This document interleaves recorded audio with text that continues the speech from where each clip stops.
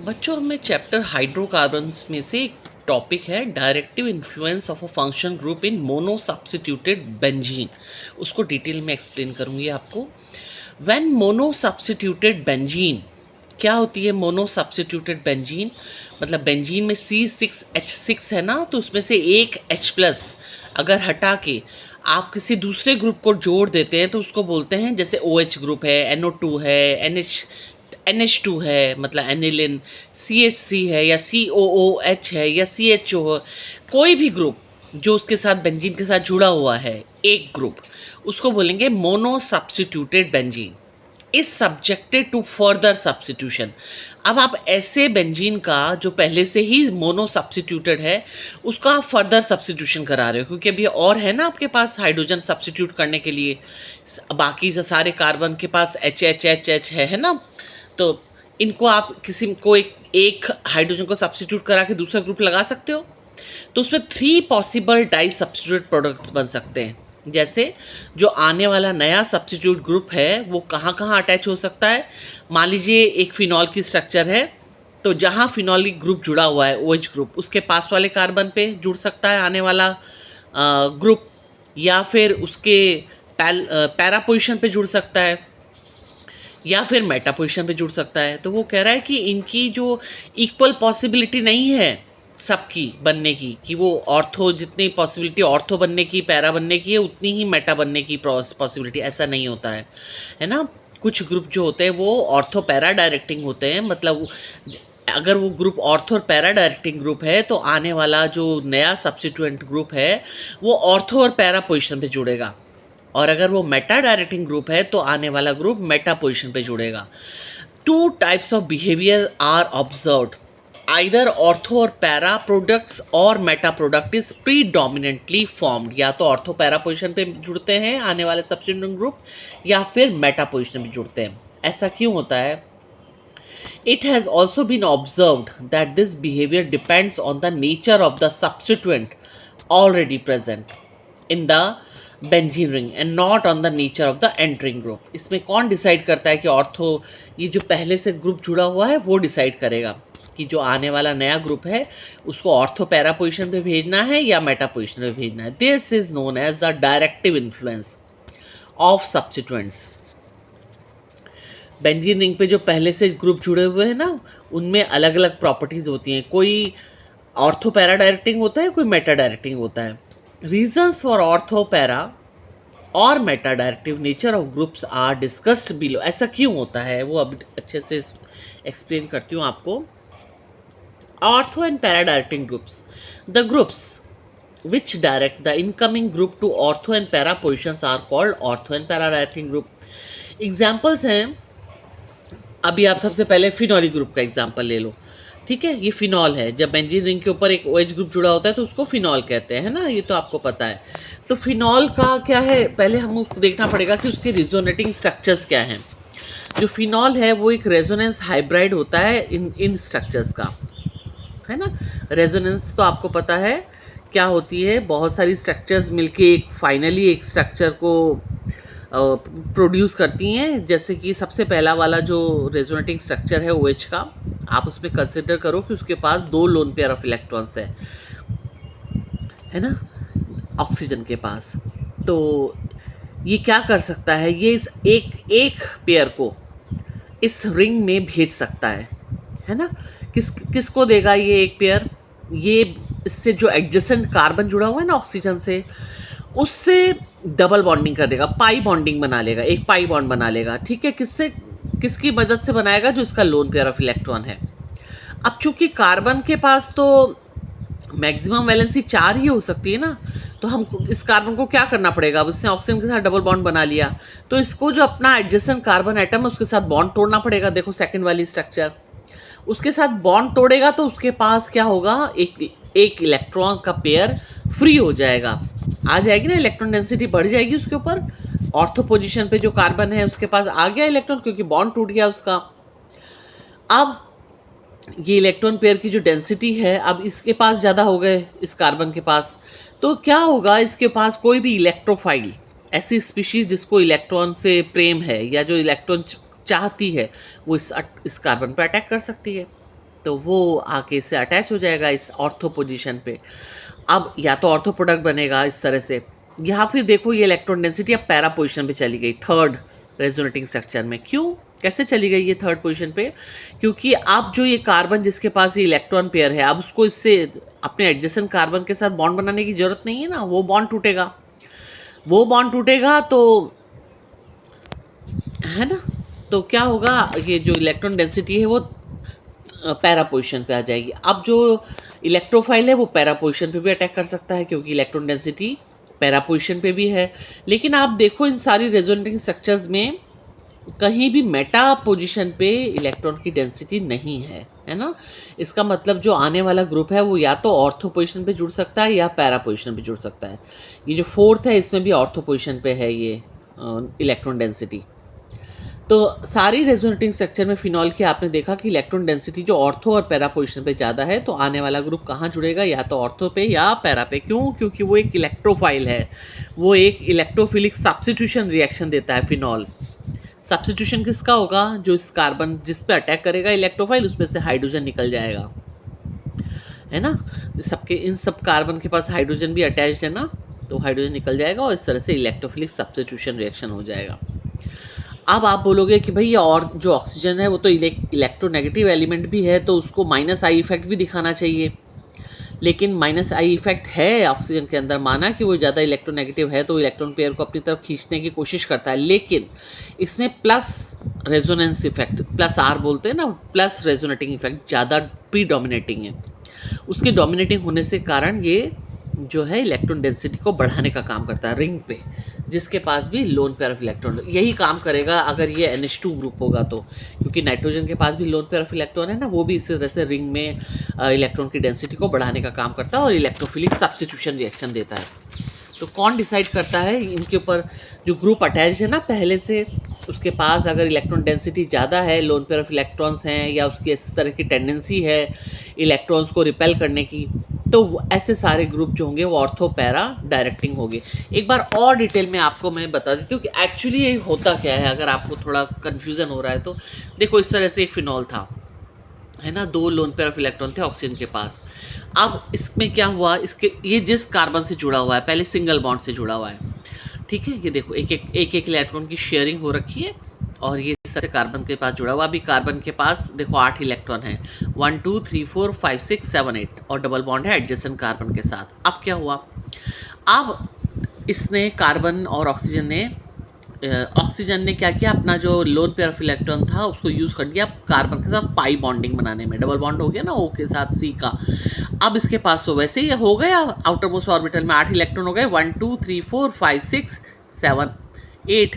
तो इसको वो बॉन्ड तोड़ना पड़ेगा इट्स एडजेसेंट कार्बन के साथ। वो बॉन्ड तोड़ दिया, जो पाई इलेक्ट्रॉन्स थे वो इस कार्बन के पास आ गए। ये इस तरह से इसके पास डेंसिटी ऑर्थो पोजीशन पे ज़्यादा हो गई। अब क्या होगा, ये जो इलेक्ट्रॉन है ये फिर अब ये इसके ऊपर आएंगे तो ये इसके साथ बॉन्डिंग तोड़ लेगा। मेटा पोजीशन पे नहीं आएंगे इलेक्ट्रॉन, मेटा पोजीशन पे ना आके सीधे पैरा पोजीशन पे जाएंगे, ठीक है। तो आप करके देखना कि सबके पास आउटर मतलब 4 वैलेंसी कंप्लीट होनी चाहिए, तो जिसके पास भी एक्स्ट्रा होंगे उसके ऊपर नेगेटिव चार्ज आएगा। इस तरह से ये ऑर्थो पैरा डायरेक्टिंग ग्रुप होते हैं।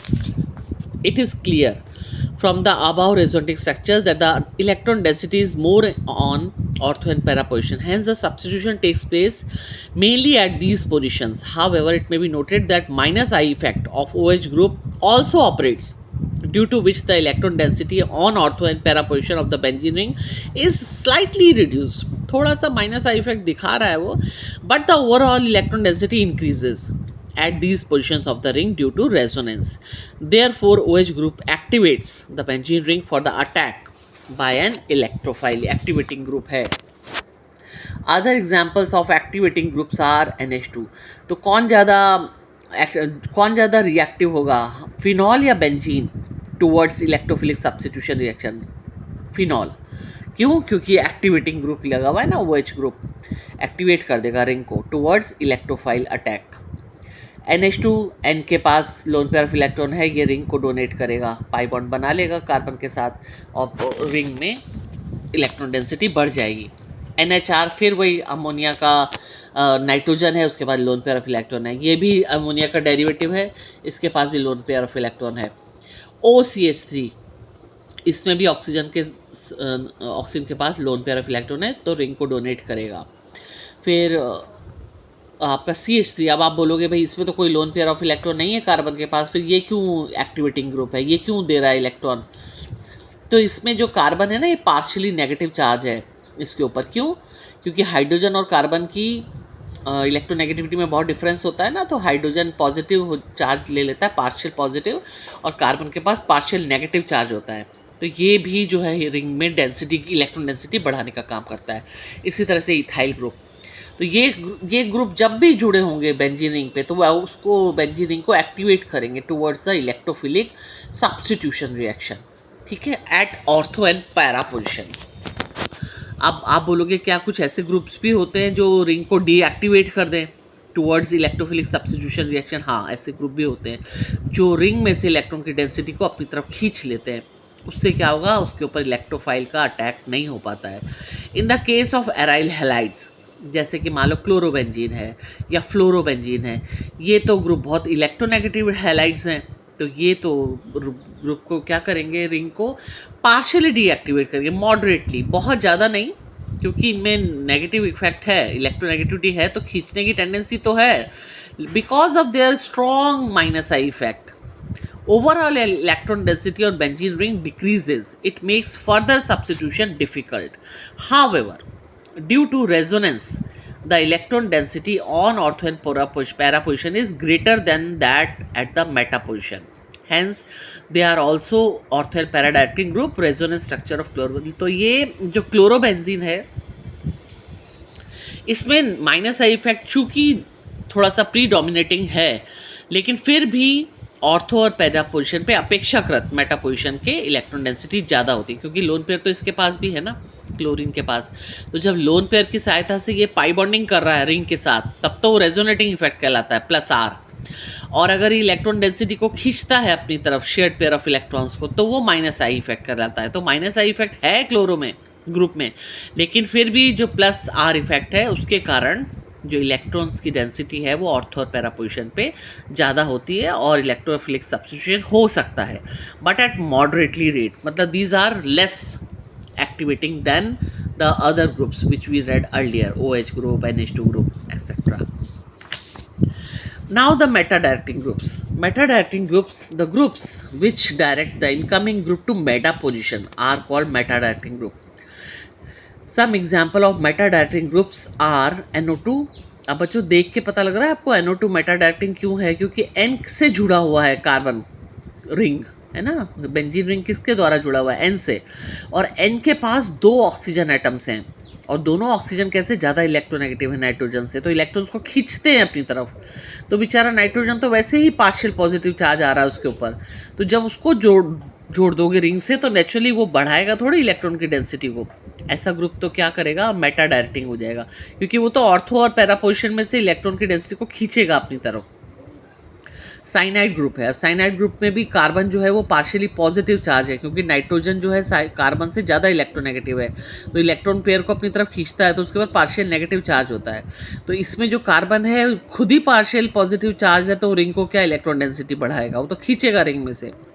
CHO ग्रुप भी ऐसा ही है, C जो है ऑक्सीजन के साथ डबल बॉन्ड से जुड़ा हुआ है, तो ऑक्सीजन इलेक्ट्रॉन्स को अपनी तरफ अट्रैक्ट करने वाला एलिमेंट है, इलेक्ट्रोनेगेटिव एलिमेंट। तो CHO ग्रुप भी जुड़ा होगा रिंग से, मान लीजिए बेंजल्डिहाइड है या साइनोबेंजीन है, नाइट्रोबेंजीन है, ये रिंग को एक्टिवेट नहीं करेंगे टुवर्ड्स इलेक्ट्रोफिलिक सब्स्टिट्यूशन रिएक्शन। क्यों?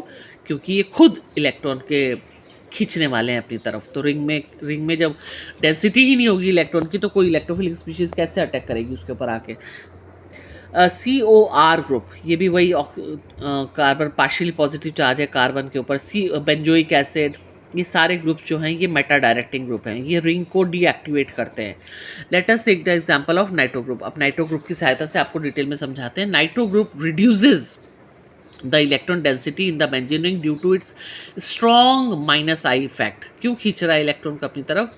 क्योंकि नाइट्रोजन डेफिशिएंट है इलेक्ट्रॉन में, nitrobenzene is a resonance hybrid of following structure. ये देखो किस तरह से खींच लिया इसने, पाई बॉन्ड के इलेक्ट्रॉन्स को अपनी तरफ ले लिया, और डबल बॉन्ड तो आ रहा है नाइट्रोजन और कार्बन के बीच में, लेकिन इसमें कार्बन से नाइट्रोजन की तरफ इलेक्ट्रॉन्स जा रहे हैं, और फिर आपके ऑक्सीजन के ऊपर, ऑक्सीजन से बॉन्ड तोड़ लिया नाइट्रोजन ने, उसके ऊपर नेगेटिव चार्ज आ गया। ये देखो इस तरह से, तो इसमें ऑपोजिट डायरेक्शन में इलेक्ट्रॉन्स जा रहे हैं। पहले जो था सब्स्टिट्यूएंट की तरफ से रिंग में आ रहे थे, अब रिंग से सब्स्टिट्यूएंट की तरफ जा रहे हैं। तो ये तो रिंग तो बेचारी डेफिशिएंट हो गई सारी। तो ऑर्थो और पैरा पोजिशन पे तो पॉजिटिव चार्ज आ रहा है। कौन सा इलेक्ट्रोफाइल आके अटैक करेगा पॉजिटिव? इलेक्ट्रोफाइल थोड़ी आएगा, अब तो न्यूक्लियोफाइल आएगा इनके ऊपर। क्यों? क्योंकि ये तो पॉजिटिव चार्ज है। ये देखो, इसलिए डीएक्टिवेटिंग ग्रुप हैं। फिर भी मेटा पोजिशन पे क्या है, अपेक्षाकृत थोड़ी इलेक्ट्रॉन डेंसिटी इनके कंपैरेटिव, ऑर्थो और पैरा पोजिशन के कंपैरेटिव थोड़ी सी ज़्यादा हो गई। तो आपको समझ में आया कि नाइट्रो ग्रुप डीएक्टिवेटिंग ग्रुप क्यों है, क्योंकि अटैक ही नहीं होने देगा। In this case the overall electron density on benzene ring decreases, making further substitution difficult, therefore these groups are called deactivating group. The electron density on ortho or para position is comparatively less than that of meta position. Hence, the electrophile attacks on comparatively electron rich meta position, resulting in meta substitution. अगर बनता भी है, meta substitution होता भी है, तो अगर मान लो इलेक्ट्रोफिलिक सब्स्टिट्यूशन होता भी है तो वो मेटा पोजिशन पे होगा। जब भी मेटा पोजिशन पे हो रहा है तो समझ जाना कि ये जो ग्रुप है ये कैसा है, डीएक्टिवेटिंग ग्रुप है towards ortho and para substitution reactions.